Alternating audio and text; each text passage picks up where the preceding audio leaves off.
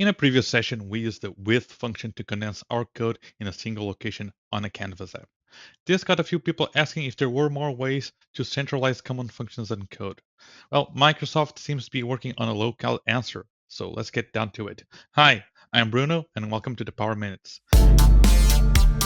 Today's topic is Dataverse Functions in a low-code way of storing functions and run them server-side.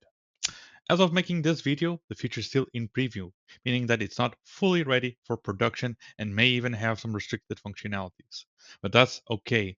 This gives us the perfect opportunity to try them out and be ready for this feature once it's released.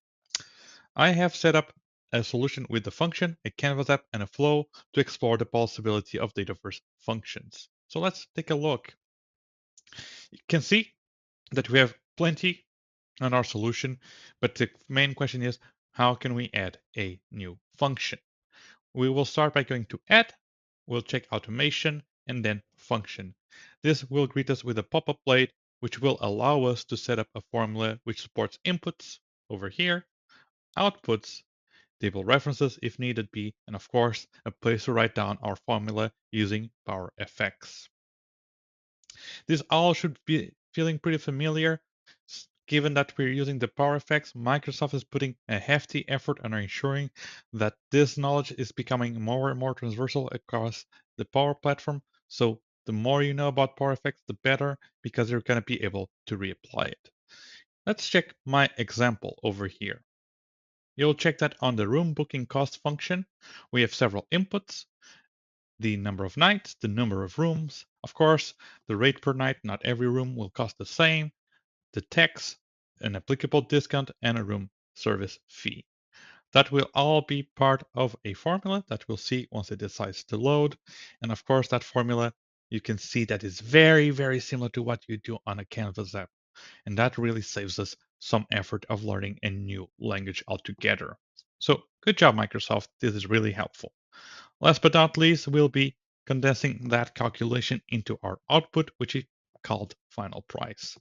If you're making the function yourself as of this video, you will press save, and once it's saved, you will be greeted with a lot of new fields. You can see over here that each input and output will be added to your solution, and you'll see that on the back end of things, this is essentially a custom API running on your Dataverse, all built with low code. Now, how can we use it?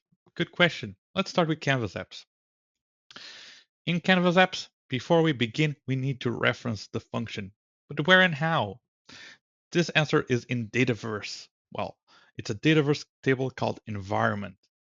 And once you add it, you'll be able to call this newly added function. So let's check it out. If I add over here a label, and over here you can see the label. If I type environment, and there are a lot of things on our environment. How can we find it? Well, let's use our prefix. We can see here app fee room booking cost, and it is invoked as a function. Pretty neat. Now we are ready to invoke it. I prepared it in this example. Let me just clean things up with a room booking app service. You see that we have multiple rooms over here. Each room costs differently, and we have applicable discounts. We have amount of nights. Let's take 3 rooms of the cheapest room available for 2 nights. And then we have this button where I put our function over here. You can see that we have a variable to storing the final price. We will use it later on. And then out of our function, we will be passing all the parameters that we need.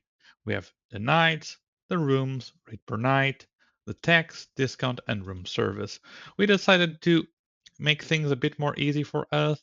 The tax is a flat 21%, and a room service is a flat €50 per service. So once we press the calculate price, you'll see this running. You can see the little dots over here, and the final price is calculated.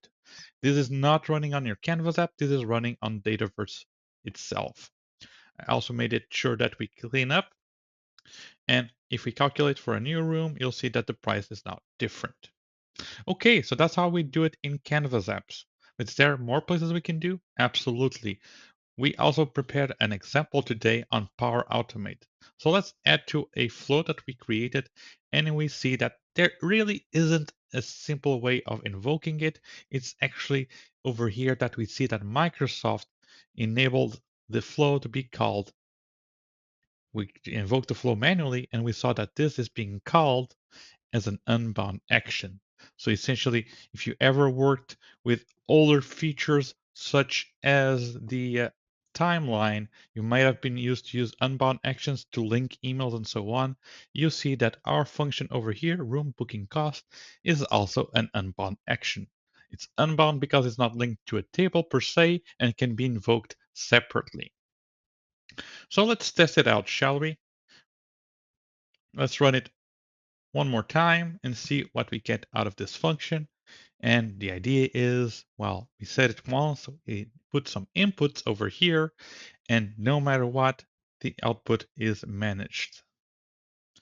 So we will be saying for one night, we'll be booking one room. That will be €100, for example. Let's skip our text to 21 at discount of 10% and a 50 room service, a €50 room service fee.